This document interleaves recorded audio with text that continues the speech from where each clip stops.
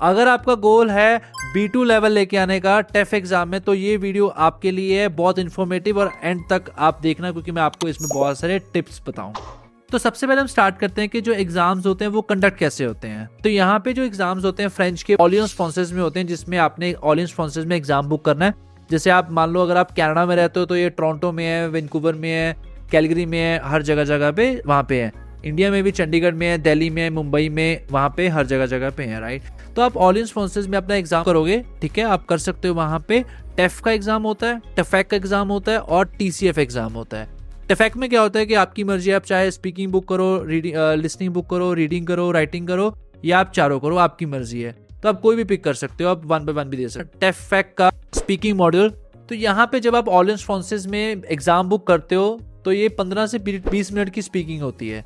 तो जब आप वहाँ पे जाते हो तो वहाँ पे पहले आपको एक रूम में बिठाते हैं, राइट, आपको थोड़ा सा वेट करवाते हैं। तो जब आपको वहाँ पे आप एंटर करते हो, सबसे पहले आप ग्रीटिंग्स करते हो। फ्रेंच में आप बोलते हो बोंजूर, comment allez-vous, je vais bien, merci et vous, okay. So वो आपको बोलते हैं asseyez-vous मीन्स कि बैठो, राइट।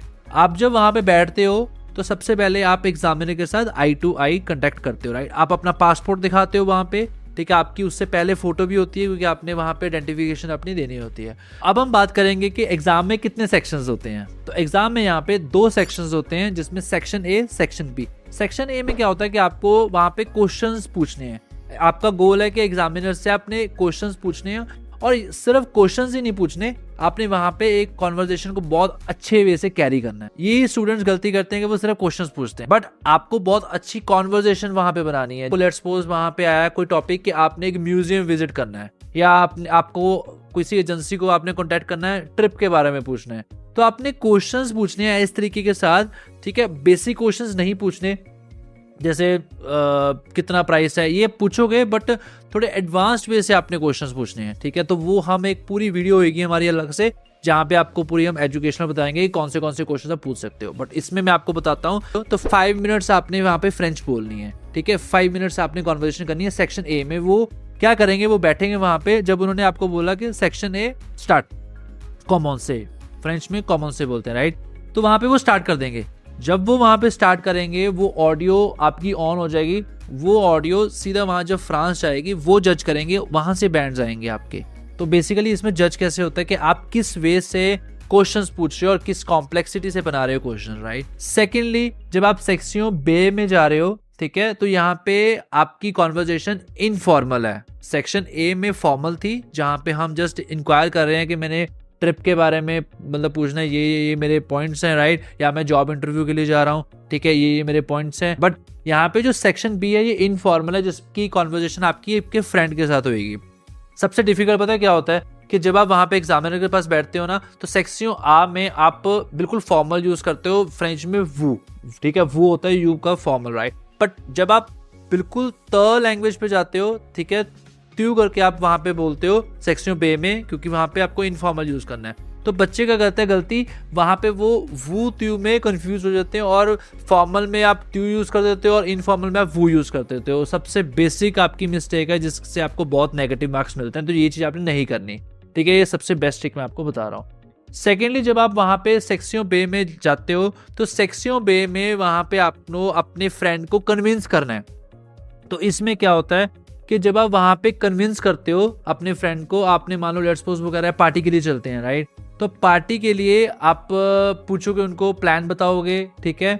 तो आप सबसे पहले अपनी इंट्रोडक्शन दोगे, ठीक है, इंट्रोडक्शन आपने देनी है, फिर आप प्रेजेंटेशन दोगे, फिर आप उसके बाद आर्गूमेंट्स करोगे। तो मान लो इंट्रोडक्शन है कि हाय कैसे है तू, बहुत बढ़िया यार, बहुत टाइम हो गया, तू मिला नहीं था मुझे, है ना, ऐसे आप फ्रेंच में बोलोगे। देन उसके बाद आपने बोलना है कि यार तू लास्ट टाइम हम जब बात करी थी हमने, तूने मुझे बताया था कि तू मूवी देखना जाना चाहता है, तो बहुत अच्छी मूवी लगी है, क्यों ना हम चलें। तो जब मैंने ये प्लान देखा, या कोई भी प्लान है, ठीक है, इट्स जस्ट लाइक आप म्यूजियम के बारे में हो सकता है, ठीक है, या आप कहीं पे भी वो कोई भी प्लान हो सकता है, राइट, कोई भी एक्टिविटी हो सकती है। तो एक्टिविटी के लिए आपने उनको कन्विंस करना है। जब आप उनको कन्विंस करोगे एक्टिविटी के लिए, तो वो डेफिनेटली प्रेजेंटेशन के बाद आपको आर्गुमेंट्स में आपसे आर्ग्यू करेगा कि नहीं ये मैं नहीं जाऊंगा, ये बहुत कॉस्टली है। तो आपको उसका आर्गुमेंट तैयार करके ऑन द स्पॉट बताना है, राइट। फिर आपको वो बोलेगा नहीं यार ये तो बोरिंग है यार, आपको बोलना है नहीं यार ये तो बहुत इंटरेस्टिंग है, ये जैसे जैसे आपने वो लगाना है। फिर थर्ड आपको बोलेगा यार मूवी नहीं, यार मूवी नहीं, आप हम ऐसे करते हैं, हम शॉपिंग के लिए चलते हैं या हम किसी लाइब्रेरी में बैठ के पढ़ते हैं, राइट, कोई ऐसी चीजें वो बोलेगा तो आपको वहां पे वो कन्विंस करना है। तो कहने का मतलब ये है कि जो आर्गुमेंट पार्ट है वो सबसे मेन पार्ट है। अगर आपने आर्गुमेंट्स में उसको कन्विंस कर दिया तो डेफिनेटली आप अपना जो टास्क है उसमें आप विन हो। बट यहाँ पे गेम ये भी नहीं है कि आपको B2 लेवल मिल जाएगा अगर आपने उनको कन्विंस कर दिया, नहीं। चेक क्या होगा, चेक ये होएगा कि डेफिनेटली क्या आप बिल्कुल जो ग्रामर है वो सही यूज कर रहे हो, ठीक है, क्या आपने जो सेंटेंसेस है वो कॉम्प्लेक्स बीच में यूज करें हैं, क्या आपने बीच में टेंसेस अच्छे से यूज करें जैसे सब्जॉन्टिव, क्या आपका एक जो फीलिंग है फ्रेंड के साथ वो वैसी बन रही है या नहीं बन रही प्रॉपरली। तो एक आपने वो अटैचमेंट के तरीके के साथ उसको कन्विंस करना है, ठीक है, तो वो चीजें मैटर करती है। फिर आप कितने इडियम्स यूज कर रहे हो, एडवांस्ड ग्रामर कितने यूज कर रहे हो, तो वो चीजें बहुत मैटर करती है। तो यहाँ पे ये सारी चीजें काउंट होती है और 10 मिनट्स की वो ऑडियो रिकॉर्ड होती है जो एग्जामिनर रिकॉर्ड करते हैं, तो वो भी फ्रांस में जाती है। डेफिनेटली वो आपका जो एक कंबाइंड रिजल्ट है वो आपको मिलता है। तो सेक्शन A, सेक्शन B इस तरीके के साथ होता है कि सेक्शन A एक फॉर्मल है और जो सेक्शन B है वो इनफॉर्मल है। ये दो मॉड्यूल्स आपने इस तरीके से प्रेजेंट करके फिर आपने वहां पे एग्जाम में देने हैं, राइट। तो यहाँ पे जब आप वो स्पीकिंग कर देते हो डेफिनेटली उसके एक हफ्ते के बीच बीच में आपको रिजल्ट आ जाता है। तो रिजल्ट आपके डेफिनेटली आपकी ईमेल पे आता है। तो आप देख सकते हो कि जो मेरा रिजल्ट है B2+ वो CLB 7 या CLB 8 बन रहा है। अब क्वेश्चन ये है कि सबसे इंपॉर्टेंट कि टाइम कितना लगता है और प्रिपरेशन आप कैसे कर सकते हो। देखो फ्रेंच सीखने का पहले तो कोई भी शॉर्टकट नहीं है, आपको स्टार्ट बिल्कुल बेसिक से करनी पड़ेगी। ग्रामर जैसे alphabets, noun, pronoun, present tense, past tense, future tense जैसे हमने इंग्लिश करी है, राइट।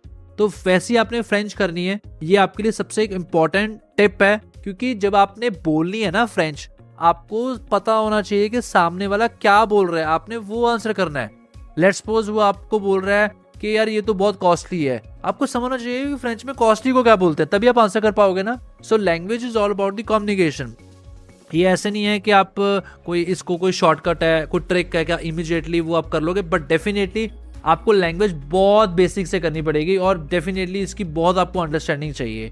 आपको बहुत सारे एक्सटर्नल जो फैक्टर्स है वो यूज करने पड़ेंगे, जैसे फॉर एग्जांपल आप कॉन्जुगेशंस लर्न प्रॉपर्ली करो, राइट, आप कॉम्प्लेक्स सेंटेंसेस अच्छे से लर्न करो, ठीक है, आप पॉडकास्ट सुनो, क्योंकि सुनने से क्या होता है कि वो आपके माइंड में वर्ड्स बैठते हैं। जितने आप पॉडकास्ट सुनोगे, है ना, आप नेटफ्लिक्स पे जो आप टाइम देते हो, जैसे आप हिंदी पंजाबी में कोई भी वेब सीरीज देखते हो वो मत देखो, आप फ्रेंच में देखो, डेफिनेटली वो आपके लिए बहुत अंडरस्टैंडिंग क्रिएट करेगी। फ्रेंच में आपका जो एटमोसफेयर है वो फ्रेंच हो जाएगा। छोटे छोटे टिप्स हैं जो आपको डेफिनेटली लेके जाएगी B2 लेवल तक की, क्योंकि अगर आप बिल्कुल बेसिक से नहीं करोगे और आप बिल्कुल एक सोचोगे कि यार मैंने एग्जाम बस बुक करना है और मैं जाके देख के आऊंगा बस स्पीकिंग, तो आपका नहीं आएगा लेवल, ठीक है, आप समवेयर A2 या B1 तक आप स्टक रह जाओगे। तो फ्रेंच सीखਣ ਦਾ कोई भी पर्टिकुलर टाइम नहीं है, ਇਹ ਤੁਹਾਡੇ ਤੇ ਹੈ ਕਿ ਤੁਸੀਂ ਜਿਹੜਾ ਰਿਜ਼ਲਟ ਹੈ ਉਹ 1 ਸਾਲ ਚ ਅਚੀਵ ਕਰਦੇ ਹੋ, 6 ਮਹੀਨੇ ਚ ਅਚੀਵ ਕਰਦੇ ਹੋ, 5 ਸਾਲ ਚ ਕਰਦੇ ਹੋ, 10 ਸਾਲ ਚ ਕਰਦੇ ਹੋ। ਤੁਸੀਂ ਜਿੰਨਾ ਆਪਣਾ ਇਨਪੁਟ ਪਾਓਗੇ ਉਨਾ ਹੀ ਤੁਹਾਨੂੰ ਆਊਟਪੁੱਟ ਦਿਖੇਗਾ।